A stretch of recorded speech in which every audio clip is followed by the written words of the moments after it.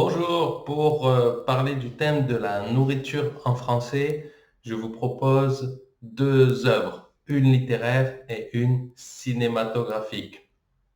Tout d'abord, un livre incontournable pour moi lorsqu'on évoque la nourriture en français, c'est le livre Gargantua.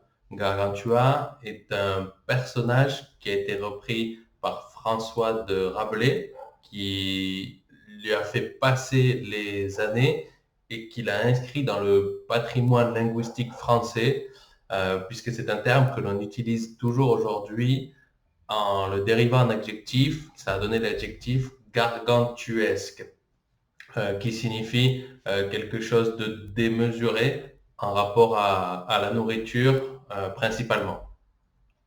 Donc pour en apprendre plus, je vous invite à découvrir l'œuvre originale de François de Rabelais qui date de 1524, du XVIe siècle, et que vous pouvez trouver aujourd'hui pour quelques euros en version actualisée. Un français qui a été modernisé et souvent avec des explications, des commentaires sur l'époque et le rôle qu'a pu jouer cet ouvrage dans la période dans laquelle il a été écrit, car c'est un livre qui a servi principalement à critiquer le gouvernement en place, la société de l'époque de l'auteur.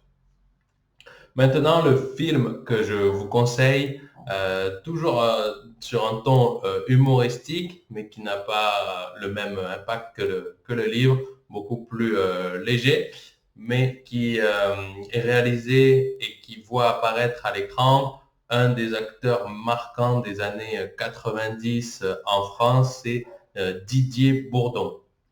Et le film que je vous propose de regarder pour parler de la nourriture s'appelle Le Pari. Le Pari, c'est un film dans lequel vous avez deux personnages principaux qui décident d'arrêter de fumer. Au début, tout se passe bien, ils retrouvent même une certaine énergie, mais vous allez voir que par la suite, ça se complique et pour compenser du coup le manque de nicotine, nos deux personnages vont chercher du réconfort bien, dans la nourriture. Et ça va nous amener des situations plutôt drôles et amusantes.